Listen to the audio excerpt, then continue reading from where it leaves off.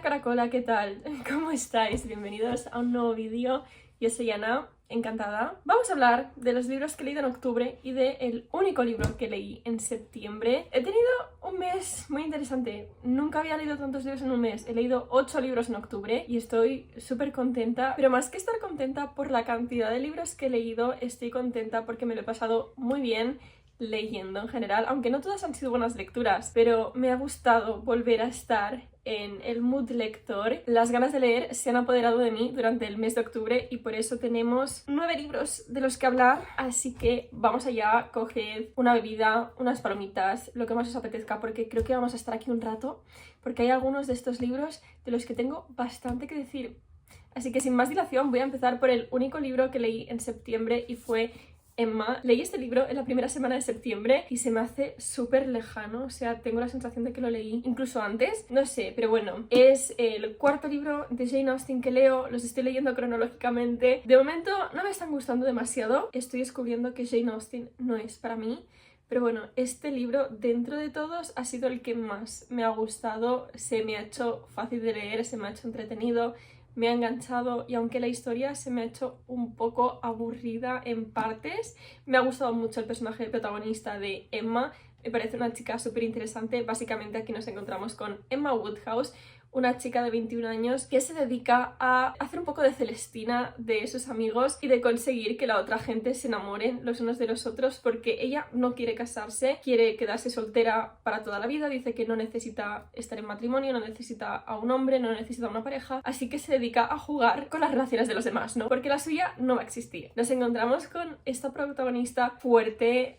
muy humana, y me ha parecido que los temas que se tratan para la edad que tiene la protagonista van bastante acorde. Creo que tiene una buena edad para entrar como en este juego de casamenteras, pero hacerlo desde una cierta madurez. Aunque sí que creo que durante la historia a veces Emma pierde un poco demasiado el protagonismo y nos centramos más en otros personajes que a mí no se me hacían tan interesantes, así que por eso, a pesar de que me ha enganchado la novela y me ha parecido fácil de leer, no me ha acabado de gustar tanto porque creo que el personaje de Emma queda un poco desaprovechado. Y también me ha gustado mucho el personaje del señor Woodhouse, el padre de Emma. Me ha parecido uno de los personajes más divertidos que he leído nunca y me hizo reír. Me sacó sonrisas, me sacó alguna respiración fuerte por la nariz. ¿Sabes cuando no te estás riendo pero haces como... Eso me pasó mientras lo leía. La verdad es que gracias a este libro tengo ahora más ganas de leer los otros 2 libros de Jane Austen que me quedan, que son Persuasión y La abadía de Northanger. Además también son más cortitos, pero bueno, estoy muy contenta de haber leído Emma porque ahora tengo más ganas y más motivación para acabar de leer sus novelas, al menos las que están completas. Y dejando de lado Emma y por tanto mis lecturas de septiembre, entramos en octubre, que ha sido de momento mi mes lector más productivo, si lo queremos medir en cantidad de libros leídos. Y es que me recuperé aquí de una especie de bloqueo lector. No me gusta hablar de bloqueo lector, creo que el bloqueo lector no existe, creo que se le da más bombo del que realmente tiene, pero bueno, eso es otra conversación.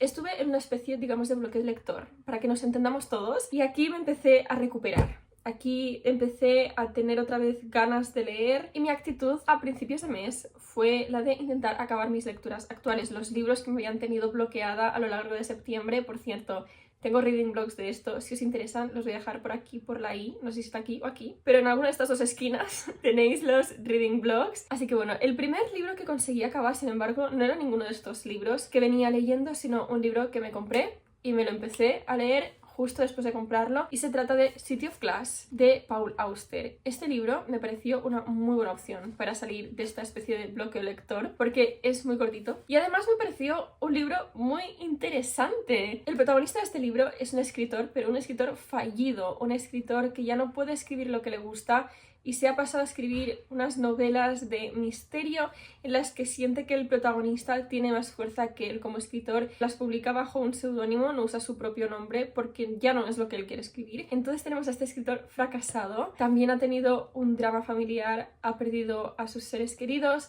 entonces está solo. Y de pronto una noche le llaman por teléfono, están preguntando por otra persona que no es él, pero un día, después de que ya le hayan llamado varias veces, decide responder como si fuera la persona por la que preguntan, y a partir de aquí se va a ver sumido en un misterio que le va a llevar a recorrer Nueva York y ha sido muy interesante. Se plantea el tema de el destino y el libre albedrío porque se ve arrastrado por esta situación aunque él la podría haber parado. También hay mucha metaliteratura, es decir, que se habla de literatura en este libro, en esta pieza de literatura, y eso me ha parecido muy interesante. Paul Auster en general me ha parecido un autor muy curioso y me ha dejado con ganas de leer más.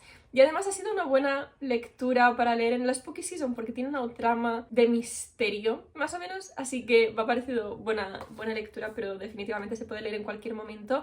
Es la primera parte de una trilogía, cosa que yo no sabía cuando lo compré, pero creo que se puede leer también de forma autoconclusiva, y las otras 2 partes de la trilogía creo que las venden en una edición que recoge las 3 partes de la trilogía, entonces no sé qué haré si continúo leyéndola porque me he quedado bastante satisfecha con esto, y si leo algo de Paul Auster me gustaría que a lo mejor fuera otra cosa distinta. Pero bueno, un libro súper interesante, muy fácil de leer. Si os gusta Kafka incluso, yo creo que os puede gustar. Es esta especie de sinsentido kafkiano, va un poco por ahí. Otro libro que también terminé en el mes de octubre, y esto fue un momento importante.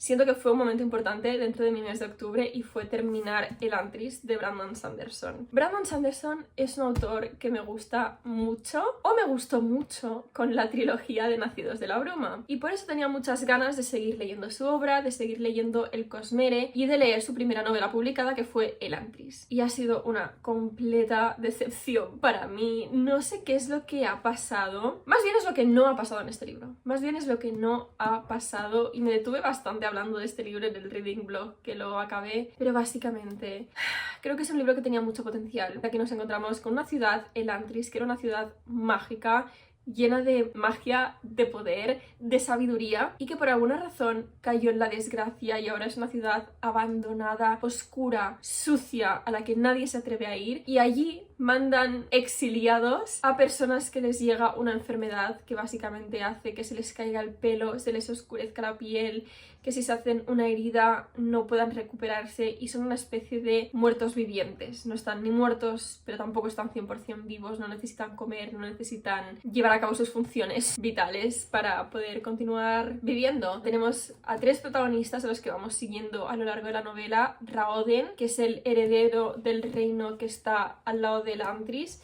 Tenemos a Sarene, que es la princesa de otro de los reinos que iba a casarse con Raoden, y a Hrazen, que es un sacerdote de una de las 2 religiones principales que se plantean en Elantris, la novela. Y creo que estos 3 personajes por separado tenían muchísimo potencial, además de la historia en sí, o sea, una ciudad mágica caída en desgracia, creo que da para mucho. El príncipe del reino de al lado, que se ve afectado por esta enfermedad, la enfermedad alcanza a este príncipe, entonces lo desheredan, lo exilian a Elantris, podemos ver esta ciudad desde dentro.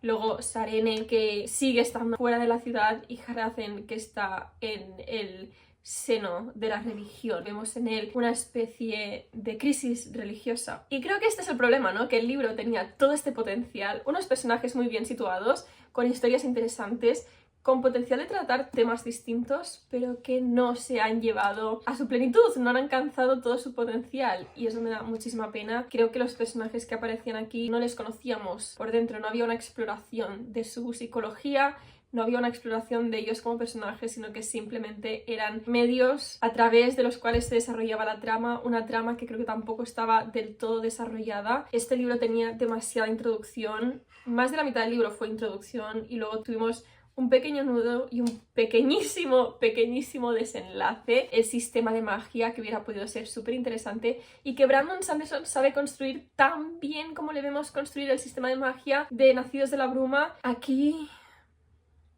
se queda un poco pobre y no acabé de comprender del todo cómo funcionaba esta magia, qué es lo que la hacía tan y tan especial. Sí que lo explica, pero creo que se podría haber profundizado mucho más. Y luego además en el libro tenemos un apéndice en el que vienen explicados como todos los símbolos de esta magia, y son páginas y páginas y páginas, lo que me hace creer que Brandon Sanderson realmente tenía una idea muy desarrollada, pero que en el libro, sin embargo, no la ha sabido expresar del todo, no la ha sabido comunicar del todo, no la ha sabido desarrollar dentro de la historia, pero que él en su mente sí que la tenía ahí. Así que bueno, Elantris se me ha hecho un libro muy lento, muy cuesta arriba, muy pesado, no me ha enganchado, los personajes no me han acabado de gustar, creo que estaba poco desarrollado en general. Creo que el problema de este libro es que estaba poco desarrollado, lo cual creo que es una pena, y sinceramente me ha hecho no tener tantas ganas de seguir leyendo a Brandon Sanderson, aunque voy a seguir leyendo sus novelas, quiero seguir leyendo El Cosmere, pero por ahora creo que me voy a tomar un respiro, y el año que viene, en el 2025, creo que va a ser cuando continúe leyendo a Brandon Sanderson, pero en noviembre y en diciembre creo que no va a suceder, porque este libro me ha dejado una especie de duelo. Una especie de duelo, pero bueno, estas cosas a veces pasan, y yo ya me esperaba que este libro iba a ser peor que los otros que ya había leído del autor, porque este fue el primero que publicó. Evidentemente se espera una mejora del autor a medida que va escribiendo más, ¿no? Es lo que se supone que tiene que pasar con los autores, que van mejorando, pero aún así, a pesar de tener en cuenta que este libro iba a ser peor, que seguramente no me iba a gustar tanto, no me esperaba esta diferencia de nivel. Es que creo que hay muchísima diferencia en el desarrollo de los temas, de los motivos, de los personajes, de la trama, de la magia respecto de Nacidos de la Bruma. Así que bueno, ha sido una decepción. Seguiré leyendo a Brandon Sanderson, pero ha sido un golpe duro. Y la única razón por la que no abandoné este libro, o sea, ese era el punto, estaba en el punto de plantearme abandonar este libro, la única razón por la que no lo hice es porque es Brandon Sanderson y ya había leído al autor. Si no hubiera leído nunca a Brandon Sanderson y este fuera el primer libro de él que leyese, no hubiera querido saber más de este autor, lo cual no es lo mejor del mundo. Después de leer Elantris, acabé leyendo un libro completamente distinto, y es que leí Caught Up, de Liston Forde. Y con este libro me pasó exactamente lo opuesto que con Elantris. Este es un libro del que no esperaba demasiado, porque había leído la primera y la segunda parte de esta saga, Mile High y The Right Move. Son novelas de romántica, realmente erótica, pero de romántica. Y la verdad es que los otros no los había disfrutado tanto. Mile High y The Right Move los leí el año pasado. El primer libro no me gustó demasiado. De hecho, yo diría que casi no me gustó. The Right Move me pareció mejor, me pareció un buen libro. Simplemente no acabé de conectar tanto con él. Pero Caught Up vino para destrozarme. Vino para destrozarme. Porque dime por qué me pasé más de la mitad de este libro llorando. No lo sé. No lo sé. Nunca había pasado de llorar con un libro de romántica. Pero aquí estamos. Siempre hay una primera vez. Y esta ha sido mi primera vez. Este libro es un sports romance de béisbol, un deporte del que no había leído nunca un sports romance, y el sports romance es una subcategoría de libros de romántica que me gusta muchísimo. No sé, tampoco es un deporte, el béisbol, en el que yo me haya fijado nunca lo he seguido. Creo que es muy de Estados Unidos, no tengo mucha idea de béisbol, pero aún así este libro me ha gustado. Tampoco es un tema que se trate demasiado en este libro, o sea, hay otros libros de sports romance en el que la parte del deporte tiene mucho más peso. En estos libros no es el caso, pero bueno, tenemos al protagonista masculino, que es jugador de béisbol, se llama Kai y es un padre soltero, tiene un hijo de menos de un año que se llama Max, y se ve todo el compañerismo de todo el equipo de béisbol y del amor y el cariño que tienen por su hijo y cómo apoyan a Kai en esta situación familiar y vital que tiene. Y por otro lado tenemos a Miller. Miller es la hija del director del equipo de béisbol en el que juega Kai, y va a resultar que va a acabar siendo la niñera de Max. Entonces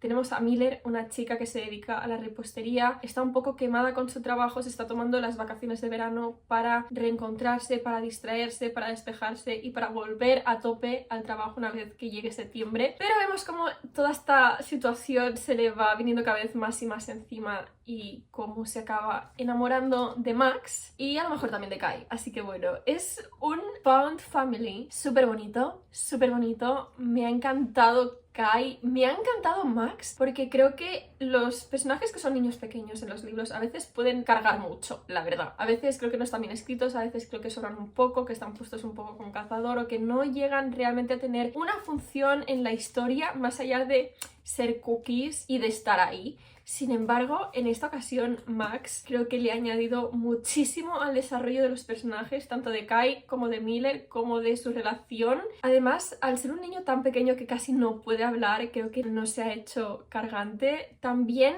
el problema que había entre los personajes, y siempre en los libros de romántica hay un conflicto que hace que no puedan estar juntos, y el conflicto esta vez me ha parecido muy maduro, muy válido, muy respetable, irreal. Creo que es una situación que se hubiera podido dar de forma real. El conflicto que había entre ellos, quizás lo de que uno sea un deportista súper famoso no es tan realista, pero el conflicto que había entre ellos creo que ha estado muy bien tratado. La resolución que se ha dado a este conflicto me ha satisfecho mucho. Creo que no se hubiera podido resolver de una mejor forma y estoy muy contenta porque creo que al final acabamos teniendo a los protagonistas en el lugar en el que tienen que estar. Así que bueno, no me esperaba para nada que este libro me gustase tanto, pero ¿qué puedo decir? Ha sido una grata sorpresa. Ahora siento que estos libros se han convertido en una especie de comfort read para mí, o sea, los libros confort, y por eso los he acabado comprando en físico, porque los estaba leyendo en Kindle Unlimited, y la razón por la que leí este libro de hecho es porque me desuscribí de Kindle Unlimited y antes de que se me acabara el mes quería aprovechar para leer algo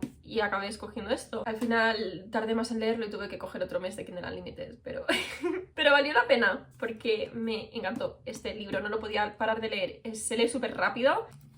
100% recomendado. Y cuando acabé de leer Caught Up, tuve que leer, evidentemente, Play Along, la cuarta parte de esta saga. Y tengo que decir que Play Along no me gustó tanto, pero me esperaba que no me gustase tanto, o sea, no me esperaba que estuviera a la altura de Caught Up. En este libro seguimos a Isaiah, el hermano de Kai, o sea, el hermano del protagonista masculino de Play Along, y a Kennedy, que es la fisioterapeuta, no sé exactamente cuál es su oficio, pero bueno, trabaja dentro del equipo medicinal del equipo de béisbol. Entonces conoce a Isaiah desde hace 3 años, se conocieron en una situación bastante excepcional, un día muy importante para Isaiah, y justo cuando Kennedy acababa de ser contratada para este oficio, y a lo largo de 3 años Isaiah ha tenido un crush enorme en Kennedy y ha estado intentando ligar con ella, tontear con ella a lo largo de estos 3 años, pero siempre había sido un poco a broma. Kennedy siempre le había rechazado y se había tenido como una broma que había entre ellos, ¿no? Una broma siempre respetando las fronteras profesionales, cosa que no creo que sea mucho respetar la frontera profesional si el profesional que te está ayudando lo tratas así, o sea, tonteas y le haces estar en una situación un poco incómoda, pero bueno. Y además, hasta el momento, Kennedy había estado comprometida con otro chico, así que Isaiah nunca había tenido posibilidades reales.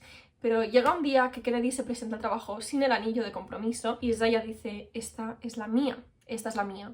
Así que se convierte en un nuevo hombre, se reforma, esperando el momento en el que Kennedy se fije en él. Y básicamente tenemos un cliché de boda rápida, se casan borrachos en Las Vegas y tienen que seguir casados para que a Kennedy no le echen. Tengo que decir que parte de esta historia la descubrimos en Caught Up. Play Along empieza a partir de que se casan. No es spoiler. Vale, no es spoiler. Y básicamente tenemos una relación de fake dating entre los dos, en el que Isaiah la conoce de verdad porque tiene un crush muy potente, pero al final es dentro de lo que él se ha figurado que es Kennedy, pero acaba conociéndola de verdad y Kennedy irá también conociendo al verdadero Isaiah, se dará cuenta de que no es tanto como él aparenta ser. Cosas que no me han gustado de este libro. Primeramente, uno de los clichés que hay, que no es el de fake dating, a mí el cliché de fake dating la verdad es que me suele gustar bastante y no he tenido problema con eso. El problema que he tenido con este libro, el cliché que hay de chico muy experimentado, chica que casi no tiene experiencia sexualmente hablando, ¿vale? No tiene mucha experiencia, pero es que no es que Kennedy no tenga mucha experiencia, es que tiene un trauma, Entonces no solo está esta situación que ya se me hace como desproporcionada, es una, no sé, no me gusta cuando están en diferentes estados de poder, por así decirlo. Pero es que además Kennedy tiene un trauma y la forma en la que se trata es déjame que te arregle. Pero es que se dice textualmente esto, se dice arreglar, o sea, se usa el verbo arreglar. No está rota, es que Kennedy no está rota, Kennedy necesitaría psicólogo, Kennedy necesita ayuda, necesita tratar este problema que tiene profundo desde que era una niña. Solo porque tú te la tires no se le va a arreglar. Parece que sí. Parece que se le arregla, pero no está bien tratado. Yo creo que es un tema que podría haber sido muy interesante si hubiera estado bien tratado, pero creo que no lo está. Además, los personajes se me han hecho un poco más planos. A lo mejor es que yo simplemente ya no he conectado con ellos por todos estos clichés que no me han acabado de convencer, pero bueno, no sé. Ha sido un libro rápido de leer, ha sido mucho más corto que todos los demás de la saga. Ha sido muy dinámico. ha sido fácil, ha sido entretenido y eso es lo que me llevo, eso es lo que me llevo de este libro, que ha sido una buena forma de pasar el tiempo, ha sido un buen pasatiempo, pero nada más. El siguiente libro que he leído en el mes de octubre ha sido el más otoñal, el más de la Spooky Season y la verdad es que tenía planeado un mes como completamente distinto. La idea que me había hecho de las lecturas que yo iba a tener durante los meses de septiembre y de octubre era completamente diferente a lo que ha acabado pasando, pero es que siempre pasa eso en la vida. Yo creo que te planeas una cosa y luego los planes se te van al traste y acabas surgiendo de una forma muy distinta. Pero bueno, el único libro propiamente otoñal, propiamente de la Spooky Season que he acabado leyendo es If We Were Villains de Emil Rio. Tenía muchas ganas de leer este libro porque a inicios de año, no era inicios de año, era mayo-junio, en primavera leí The Secret History de Donna Tartt. Es uno de los mejores libros que he leído en mi vida. O sea, el arte narrativo que tiene Donna Tartt en El Secreto es excelente. 10 de 10. Es maravilloso, magnífico. Es un libro magnífico, por favor, si no lo habéis leído, leedlo. Así que tenía mucha curiosidad por leer este de aquí, leer If We Were Villains, porque se le compara todo el rato con el libro de Donna Tartt. Incluso en la portada, aparece aquí comparado con El Secreto. Así que tenía muchas ganas de leerlo. Y también esto implica que mientras estaba leyendo no he podido evitar compararlo en algunos momentos con The Secret History. Porque es que tiene puntos muy similares y es innegable que If We Were Villains está influido por The Secret History. Desde la ambientación, en una universidad elitista, en un ambiente que roza lo sectario, con un grupo de amigos reducido, en esta ocasión de 7 amigos, en The Secret History son 6, con un personaje que viene de un trasfondo socioeconómico más bajo que el resto de sus compañeros, el resto de sus amigos. Hay puntos en común que son innegables y el punto principal de la historia, lo que marca el argumento, que es la muerte de uno de los integrantes de este grupo de amigos. Y es un amigo que es conflictivo. Dentro del grupo de amigos tiene un papel conflictivo, así que se me hace muy difícil pensar en este libro sin pensar también en El Secreto, pero voy a intentar dejar El Secreto a un lado y hablar de If We Were Villains únicamente. Entonces, este libro ha sido muy fácil de leer, tiene muchísimas referencias a Shakespeare porque los estudiantes son estudiantes de teatro, específicamente de teatro de Shakespeare, o sea, están completamente especializados en el teatro de Shakespeare y evidentemente esto acaba calando en sus vidas, acaba calando en cómo piensan, en cómo se expresan. Muchas veces hablan entre ellos a partir de citas de Shakespeare. Mucho de la materia de este libro, por así decirlo, son escenas que representan de obras de Shakespeare y el diálogo, por tanto, es diálogo de Shakespeare. Es que si abro cualquier página seguro que aparece aquí en cursiva Shakespeare está en todas partes y tenía curiosidad por ver si es necesario conocer de cerca la obra de Shakespeare o no. Y la verdad es que no, creo que todo el mundo puede... Yo no conozco tanto la obra de Shakespeare, he leído una obra de Shakespeare y sí que sé algo de su dramaturgia porque lo estudié en la universidad o lo he hablado en la universidad, pero no lo conozco a fondo y aún así ha sido fácil entrar en la historia. Sí que es cierto que los momentos en los que están representando obras de teatro a veces se hacen un poco pesadas, pero bueno, a través de esos diálogos también están queriendo decir cosas y también añaden a la ambientación y al desarrollo de la trama, así que al final no me ha acabado importando tanto, pero a pesar de ello es muy fácil meterse en este mundo, en esta ambientación, en lo que está sucediendo y estar ahí con los personajes. Pero a pesar de que ha sido fácil de leer, ha sido entretenido, de que realmente me he metido en la trama, hay cosas que no me han gustado, específicamente 3 aspectos del libro que me han chirriado mucho. La primera es que el narrador lleva demasiado de la mano. Uno de los puntos principales y fundamentales de este libro es el misterio. Es qué ha pasado con este personaje que ha muerto. ¿Le ha matado a alguien? ¿Ha habido un accidente? ¿Qué es lo que ha pasado con él? Y creo que el ambiente de una escuela de teatro, de que los protagonistas son actores y actrices, son estudiantes de teatro, saben mentir, saben fingir bien. Creo que eso era un punto fundamental y que podía dar mucho juego, pero creo que se ha jugado con ello de una forma demasiado explícita. Creo que algo que Donna Tartt hizo excelentemente en El Secreto es ocultar, o no hacer explícita toda esta dimensión que los personajes le estaban ocultando al protagonista. Y de ahí la historia secreta. Aquí el narrador piensa explícitamente, uy, son actores me pueden estar mintiendo. Y creo que el simple hecho de decirlo en voz alta, de dárnoslo a los lectores, cuando es algo a lo que el lector puede llegar por sí mismo, el lector puede pensar y le añade una dimensión más al libro, el hecho de que nos lo dé masticado le ha restado profundidad, le ha restado parte de la magia. Por cierto, el sol ha decidido desaparecer. Esa ha sido la primera cosa que no me ha gustado. La siguiente cosa que no me ha acabado de gustar, no me ha acabado de convencer de este libro, ha sido los prólogos a cada acto. Este libro está dividido en actos y dentro de los actos en escenas, como si fuera una obra de teatro. Dentro de cada acto había un prólogo en el que tenemos al protagonista en la actualidad explicándonos desde un punto de vista más tardío todo lo que pasó hace años en esta universidad y lo que le pasó con sus amigos. Es decir, tenemos un presente desde el que nos cuenta un pasado y cada prólogo de cada acto está contado desde este presente. Creo que no era necesario, porque además en estos prólogos y ya en el primer prólogo se revela algo que es la inocencia del protagonista, y creo que su inocencia no se tendría que haber revelado tan pronto, y todos estos prólogos no le añadían a la historia, no daban información que fuera de peso ni útil para la historia, interrumpían esta narración principal. Y la tercera cosa que no me ha acabado de convencer de If We Were Villains era que los personajes estaban poco desarrollados, es decir, teníamos descripciones físicas de cómo era cada personaje. También se nos explicaba qué tipo de personaje solían representar cada uno de los amigos cuando se les asignaban los papeles para las obras de teatro, lo cual también nos dice un poco de cómo es cada uno de estos personajes. Siento que esto que acabo de decir ha sido un poco trabalenguas. En un libro así,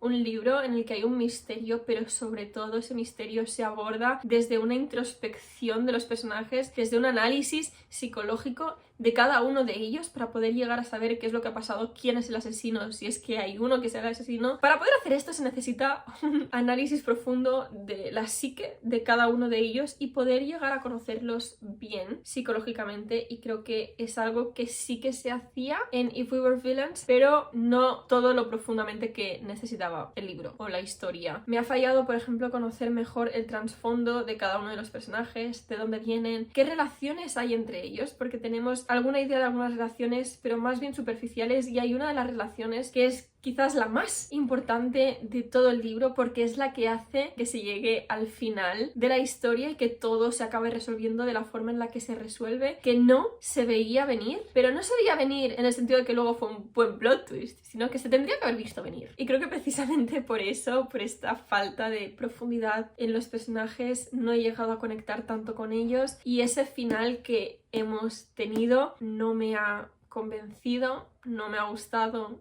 no me ha impactado, no me ha impresionado. No me lo he creído, no me lo he creído, y eso es lo peor. Pero creo que sí que hubiera creído en este final si se hubiera ido construyendo mejor. Que no quiere decir que se tenga que decir explícitamente que hay esa relación entre esos personajes, pero se podría haber vislumbrado un poco más. Podría haber existido de una forma un poco más implícita, pero no ha sido así. Así que creo que eso me ha sacado de este final y ha hecho que no pueda conectar tanto con la resolución final que ha habido. Pero de todas formas, ha sido un buen libro, sí que lo recomendaría, pero teniendo en cuenta de que si queréis leer algo de este estilo, por favor leed El Secreto. Este libro no es tan bueno, no está a la altura, lo siento mucho, no está a la altura, pero aún así sigue siendo un buen libro. Y los últimos libros de los que quería hablar ahora son 3 libritos que tengo que leer para la universidad, son clásicos de la literatura española y han sido libros que he disfrutado mucho. El primer libro que he leído ha sido Luciérnagas, de Ana María Matute. Este libro no ha sido tan obligada por la universidad, sino que la universidad me ha motivado a querer leer este libro. Es la primera vez que leo a Ana María Matute y tengo muchísimas ganas de repetir. Me ha gustado muchísimo más de lo que me esperaba. Es un libro de la posguerra española, es un Bildungsroman o una novela de transición entre la adolescencia y la adultez. No quiero decir mucho más porque es un libro bastante corto, no quiero desvelar nada, pero tengo que decir que gracias a este libro